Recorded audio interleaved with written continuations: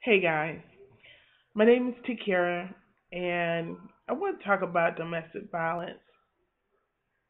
I know this is a heavy topic, and I know it's one of those topics that a lot of women don't want to talk about. It's one of those topics that bring shame. It's one of those topics that guys is okay to talk about, but yet they don't really want to because most of the domestic issues is men hitting women, but there are some women are hitting some men, so it's still ugly. It's an ugly act. It's a violent act. I'm actually a survivor of a domestic situation.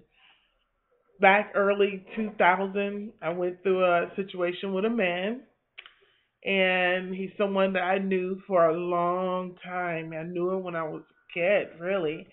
And you know the saying, you want to meet somebody that you already know, and and and be careful with people that you don't know or you just met. With this cat, I knew. I knew him almost. I know. I the first time I met him, I probably was 10, 11, something like that.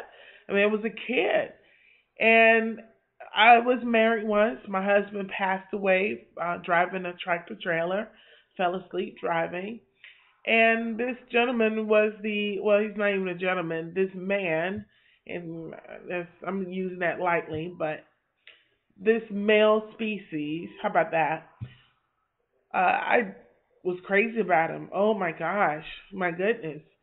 And he got into the drug scene, and I was not familiar with people doing drugs. I was around, my parents and my family.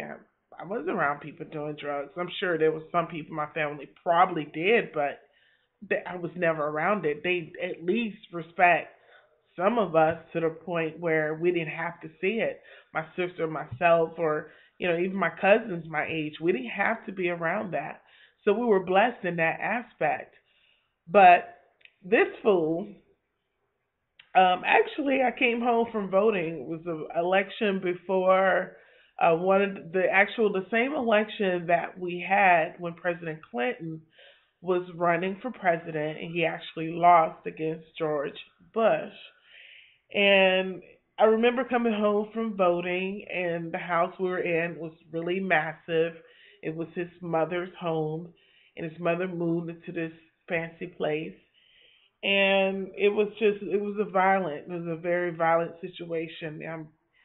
Praise God that I got out of there. I mean, really, I was beaten for 22 hours straight, and I had to be an actress to survive. And it took us, I would say, probably took us about 3 days, maybe 4, to finally get him arrested. And he served his time. He got out.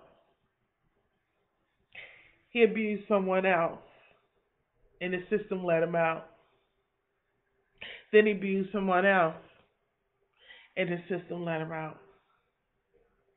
So the other day, I was doing my topic about domestic violence in Toastmasters, and I thought it was an important topic. I feel like, if anything, if I can help anybody that's out there that's going through that type of behavior, I want to, tell you. I mean, you are a treasure. You're a jewel. You don't deserve to be abused. You don't deserve to be hit on. You don't deserve to be verbally abused. Even if you're going through that, that is a form of abuse. Then get away from it. If it seems like your life is in jeopardy, there are numbers out there, and send me an email. I'll send you some, or a matter of fact, I'll add some to this video. But listen, only only you can make a decision to get out of a bad situation.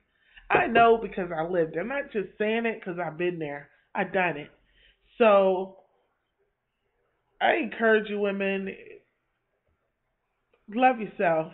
The biggest thing you can do, especially those of you who are going through some type of domestic situation and you got children,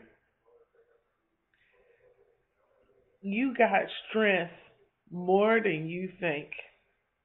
You look at those babies and you look them in their eyes, and it's like, mama gonna take care of you.